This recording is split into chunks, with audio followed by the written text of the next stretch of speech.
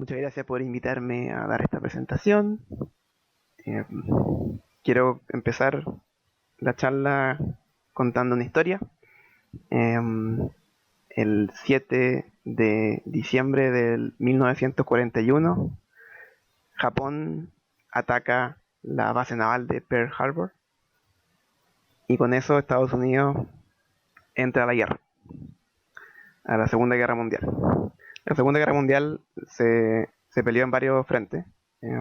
Uno era en el Pacífico, justamente Estados Unidos peleando contra Japón. Entonces, Estados Unidos, para poder estar más cerca del territorio enemigo, va y instalaron varias bases militares en varias islas de lo que se llama la Melanesia. Son estas islas de por acá, como Vanuatu, Fiji. Entonces llegaron varios soldados norteamericanos con sus aviones, empezaron a instalarse en esta isla. Y en esta isla habían nativos que vivían y que no habían tenido mucho contacto con la civilización occidental. Entonces estaban fascinados porque estos soldados norteamericanos primero habían llegado volando en un avión y después les traían muchas cosas. Les traían regalos, pantalones, cosas como que, no sé, pasta de dientes, cosas que para ellos eran todo desconocidos. La guerra termina, ¿cierto? Cuando eh, finalmente Japón se rinde después de que Estados Unidos lanza las dos bombas atómicas. Y después de que la guerra termina, todos los soldados americanos que estaban en esas islas de la Melanesia se van y vuelven a Estados Unidos. Entonces, lo curioso que pasa es que estos nativos de esta isla, en alguna isla, por ejemplo, en esta isla que se llama Tana, eh, quedan con las ganas de que sigan volviendo estos soldados, porque les traían cosas. Entonces empiezan como a tratar de repetir lo que ellos veían que hacían los soldados para de alguna forma lograr que vuelvan. Pero lo que empiezan a hacer, como ellos veían que tenían estos aviones y que cuando habían aviones en la isla llegaban más aviones, ellos empezaron a construir aviones con los materiales que tenían. Y siguieron construyendo, no llegaba nadie, siguieron construyendo, seguía sin llegar nadie, siguieron construyendo, pasaron los años y con el pasar de los tiempos esta construcción de aviones y repetir los rituales que ellos veían un poco de los soldados se fue convirtiendo en un culto que hasta el día de hoy existe en esta isla. Que depende de la isla cómo se llama el culto. Por ejemplo, en esta isla de Tana, que vemos la imagen aquí, esto es una imagen de menos de 10 años, em, se llama el culto a John From, que era como John from America. Y siguen haciendo rituales como que son como similares como a lo que hacían los militares en su momento. Tienen la bandera de Estados Unidos, eh, hacen unas medias paradas militares y tienen todavía como esa tradición ya culto que se armó por este primer contacto que tuvieron con los soldados. Entonces, como dice Arthur Clarke, cualquier tecnología suficientemente avanzada es indistinguible de la magia. Un poco para estos nativos, las tecnologías que ocuparon estos soldados americanos, sus aviones, las cosas que traían, eran magia. Era demasiado lejano a su realidad y para ellos era algo mágico y que se fue convirtiendo después en estos cultos.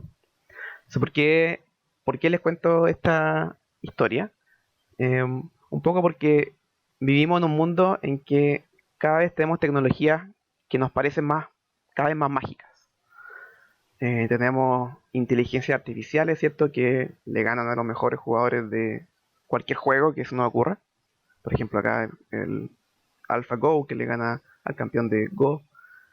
Em, Tenemos autos que andan solos, ¿cierto? Que todavía no se masifican, pero ya están en nuestras carreteras autos que andan solos. Incluso el dinero ahora también es una tecnología que para muchos es inentendible y se podría pensar como algo mágico. Entonces, un poco esta charla trata de el peligro como sociedad y particularmente nosotros como diseñadores de tecnología, nosotros ingenieros, de caer en esta ignorancia tecnológica, de pensar que las tecnologías son mágicas y olvidarnos de que por debajo hay algo creado por el hombre y como todo lo creado por el hombre tiene su falla o posible falla. Entonces esa es la motivación para esta charla, eh, este peligro de ser ignorante en la tecnología. Y quiero hablar de tres tipos de ignorancia. Ignorancia del pasado, ignorancia del presente e ignorancia del futuro de la tecnología. Les cuento un poco sobre mí. Yo actualmente trabajo en Buda.com, soy ingeniero de software y hago clases de diseño de software en la Universidad de los Andes. Y he trabajado como ingeniero de software en varias empresas que ven acá a la izquierda y he hecho clases también en varias universidades.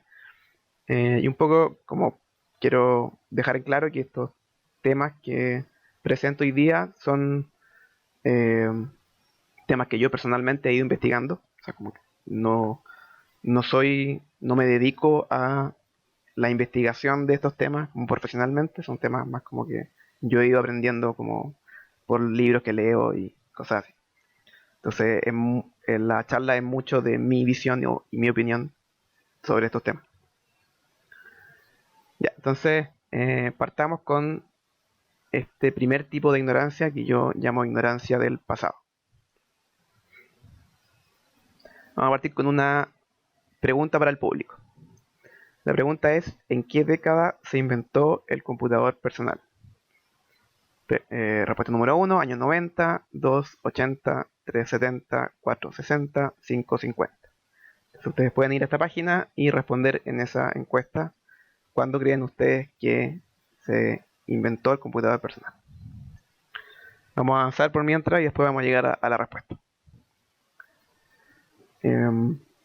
Si buscamos la definición de la palabra tecnología, por ejemplo lo que dice Wikipedia, dice que es la suma de las técnicas, habilidades, métodos y procesos usados en la producción de bienes o servicios para cumplir objetivos. Una descripción muy general eh, y que si lo interpretamos como dice esta definición, tecnología es algo que como humanidad venimos haciendo hace mucho tiempo.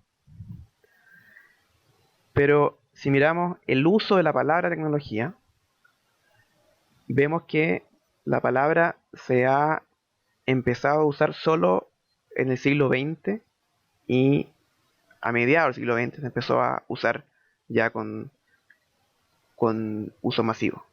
Este es un gráfico de eh, una página de Google que permite comparar eh, palabras que aparecen en libros. Entonces, como que un análisis que ellos hacen con su sistema de Google Books, y uno puede ver como en qué año aparecen esas palabras y comparar. Por ejemplo, acá comparamos las palabras ciencia y tecnología y vemos como que tecnología es algo que solo recientemente se ha vuelto igual de importante como culturalmente que ciencia. Y esto nos habla de que a pesar de que tecnología es algo que hacemos hace mucho tiempo, tenemos un sesgo de pensar en tecnología como algo nuevo. Si vamos, por ejemplo, a un diario o a las páginas de noticias, generalmente la página de tecnología o tech se refiere siempre a las cosas nuevas. Entonces, eso tiene que ver con que nosotros ocupamos también como definición de tecnología esto que dice Alan Kay, que es todo lo que no existía cuando nacimos. O sea, es todo lo nuevo. También como que tenemos esa visión de tecnología. Volvamos entonces a la encuesta. ¿En qué década se inventó el computador personal? Entonces, la mayoría de ustedes respondió los años 80. Efectivamente, en los años 80, ¿cierto? Aparece el Apple Macintosh, reconocido como este computador que innovó en muchos aspectos y es como el primer computador personal comercialmente conocido. Entonces, tenía la misma interfaz gráfica que ahora tenemos, una versión más simple, pero esa nace en este computador del año 80. Pero si vamos 10 años antes, eh, 10 años antes existía el Xerox Alto, hecho por la empresa Xerox en su departamento de investigación de Palo Alto. Y si vemos este computador del año 73, tiene la misma interfaz que después tiene el Mac. Si nos fijamos acá, tiene la misma estructura de un mouse, un teclado, una pantalla.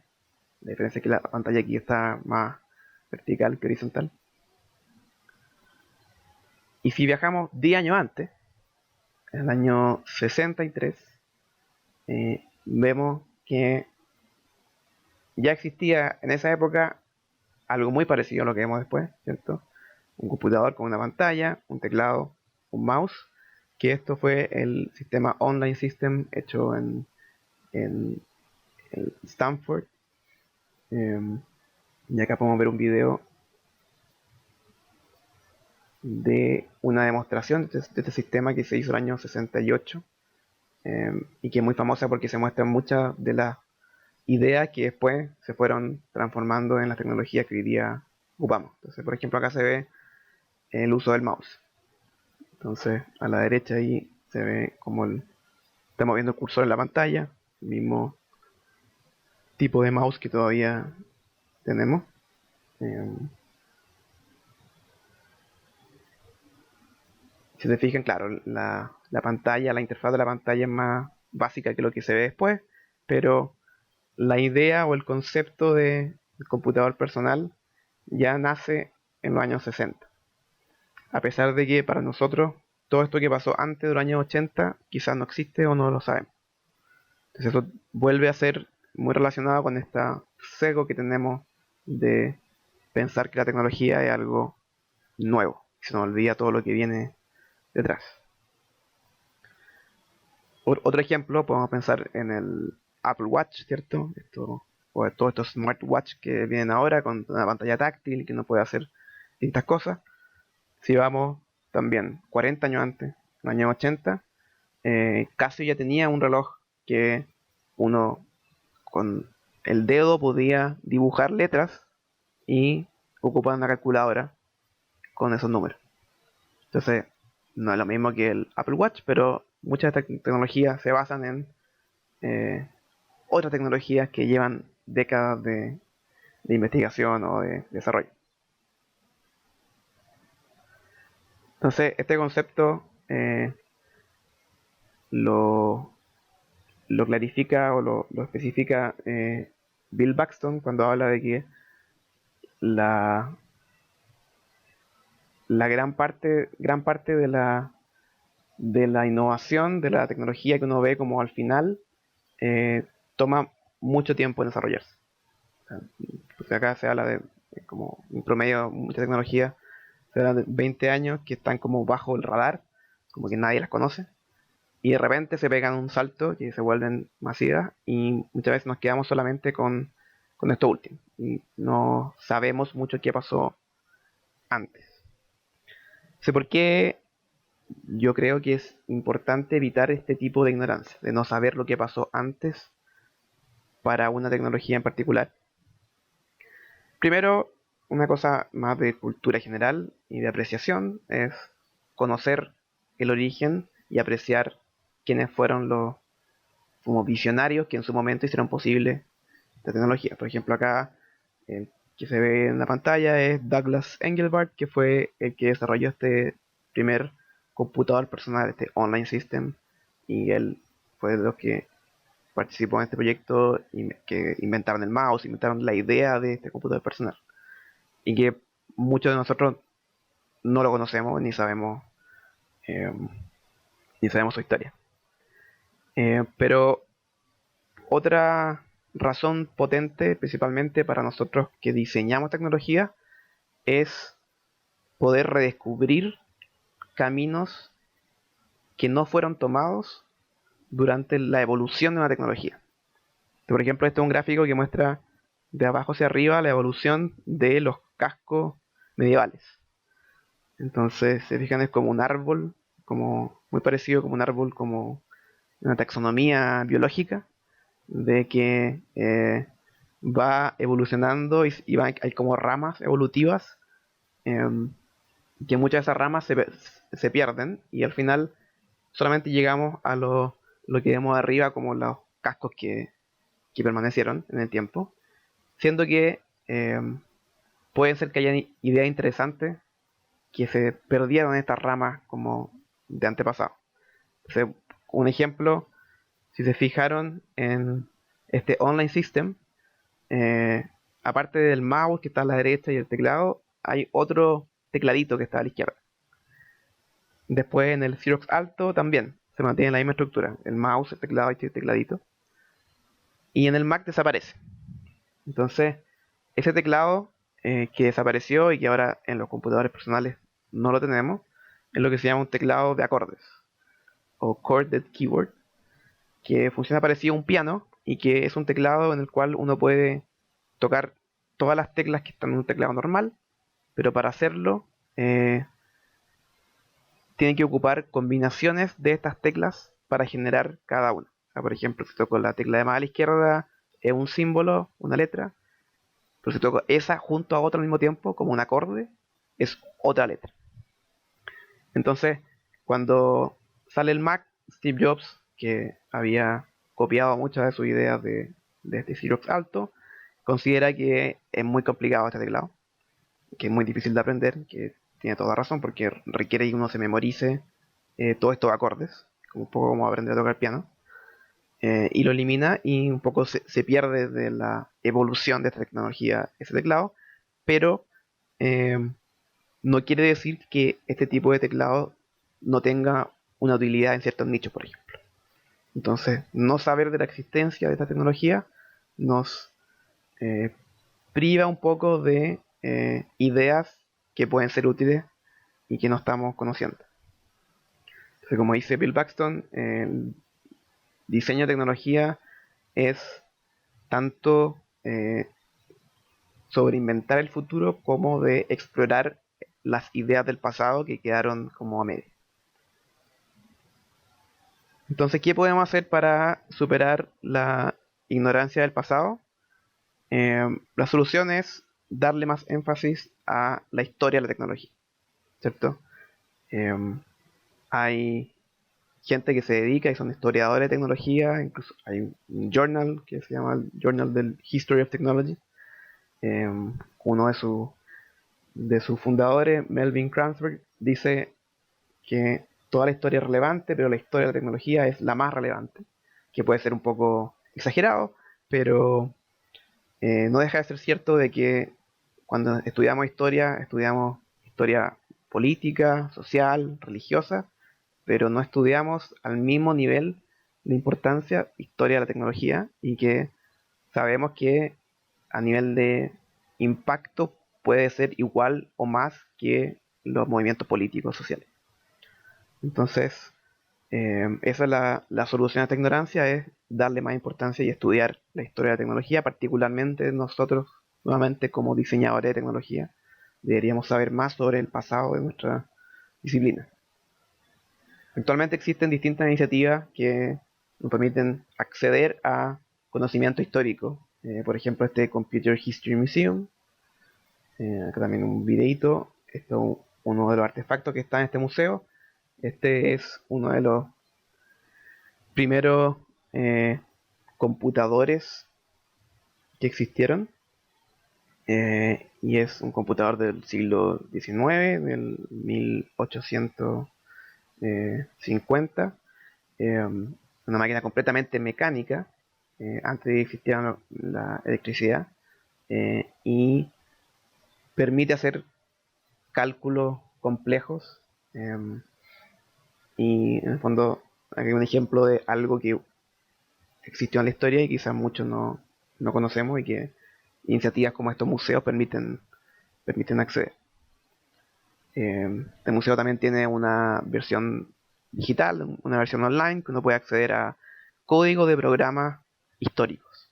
Entonces, MacPaint, que es el primer programa de dibujo que se hizo, uno puede acceder a ese programa.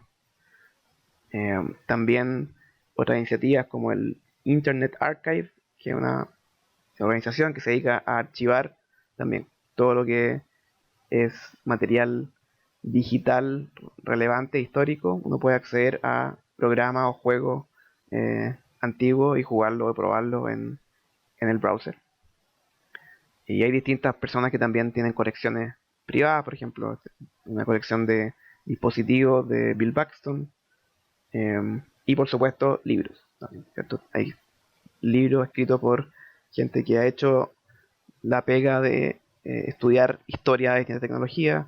Acá a la izquierda es un libro sobre los procesadores de texto. Después acá el Soul of a New Machine es un libro sobre la historia de los primeros computadores. Y The Information, un libro sobre la teoría de la información y cómo se empezó esta idea de transmitir información entre computadores.